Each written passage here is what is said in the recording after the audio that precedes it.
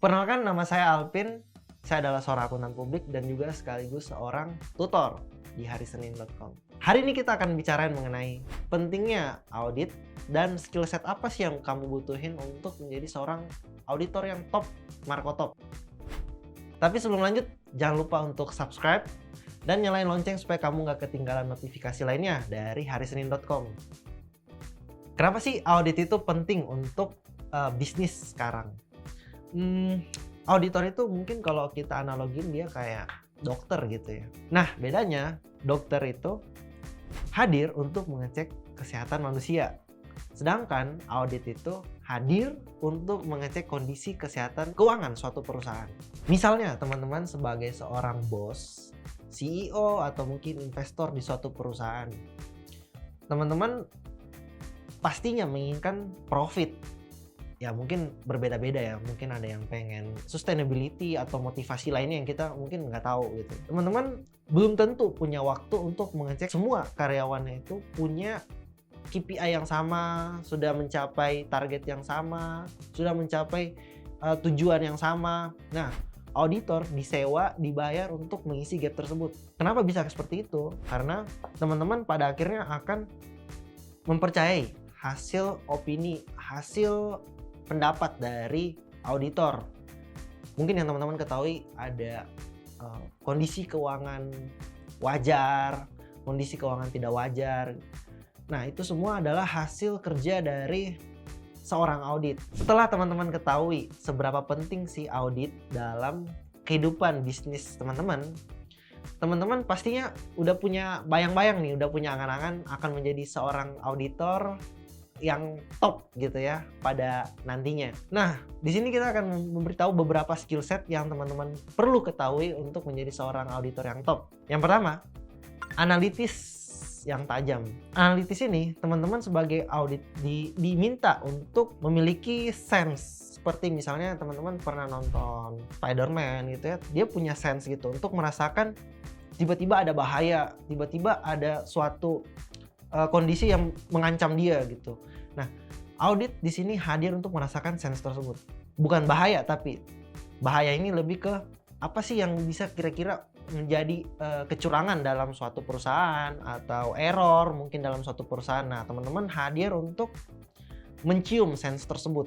Yang kedua, pengetahuan yang bagus. Pastinya pengetahuan yang dimaksud di sini adalah pengetahuan tentang accounting, audit, dan mungkin keuangan. Sebenarnya kalau misalnya teman-teman menjadi audit, semakin banyak pengetahuan yang teman-teman punya, semakin membantu pekerjaan teman-teman. Nah, ini berlaku juga untuk seluruh pekerjaan ya, maksudnya bukan cuma audit, karena semakin teman-teman ketahui ilmu misalnya tentang kehutanan, misalnya tentang pertambangan gitu.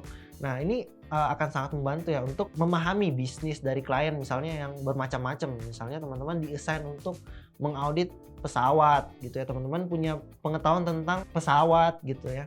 Nah, ini sangat membantu pastinya ya. Cara kerjanya pesawat gimana, cara mereka menghasilkan uang seperti bagaimana. Nah, ini sangat membantu pastinya. Nah, yang selanjutnya teman-teman harus punya komunikasi yang baik.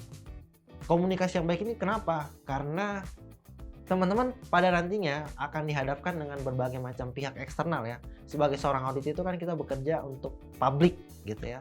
Teman-teman sebagai seorang yang bekerja untuk publik, teman-teman harus bisa berkomunikasi dengan klien, terus teman-teman harus bisa berkomunikasi dengan manajernya, teman-teman harus bisa berkomunikasi dengan ya macam-macam pihak eksternal lainnya lah ya. Mungkin bertanya-tanya dengan teman-teman gitu ya. Teman-teman harus punya komunikasi yang bagus. Selanjutnya, teman-teman harus punya kemampuan manajemen waktu yang bagus. Nah, ini nanti pastinya berhubungan sama poin terakhir nantinya. Kenapa bisa? Karena teman-teman akan di-assign ke dalam suatu perusahaan di mana biasanya deadline-nya nggak masuk akal gitu ya. Nah, teman-teman misalnya baru masuk di bulan Desember gitu. Nah, biasanya teman-teman dari klien itu udah minta untuk Februari tolong dikelarin ya. Nah, seperti yang saya udah alamin gitu. Nah, biasanya prosedur itu banyak banget teman-teman. Jadi nggak yang kita cuman buka laporan keuangan, dicek, nggak kayak gitu. Nah, ini melalui prosedur dan tahap yang banyak banget. Nah, selanjutnya teman-teman harus punya rasa ingin tahu yang tinggi atau curiosity ya biasanya bahasa kerennya. Nah, teman-teman pasti dalam suatu perusahaan misalnya di-assign, teman-teman masih bingung meraba-raba ini perusahaan apa gitu. Nah, teman-teman harus tanya ke seniornya, teman-teman harus tanya mungkin yang ke experience-nya. Kalau bisa tanya ke manajernya, ini gimana sih perusahaannya? Teman-teman kan pasti baru gitu kan, baru masuk, di-assign ke dalam suatu engagement.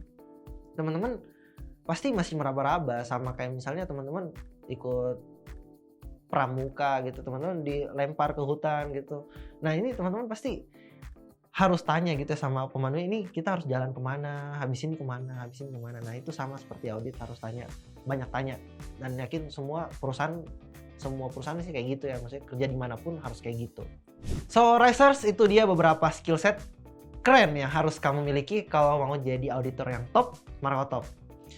Ingat, gabungan antara beberapa teknis soft skill dan hard skill itu penting banget buat sukses di bidang ini. Kayak misalnya teman-teman harus punya accounting, harus punya manajemen waktu yang bagus gitu. Nah, semoga tips singkat ini bermanfaat. Jangan lupa like, subscribe, dan share kalau kamu suka. Keep rocking and auditing on!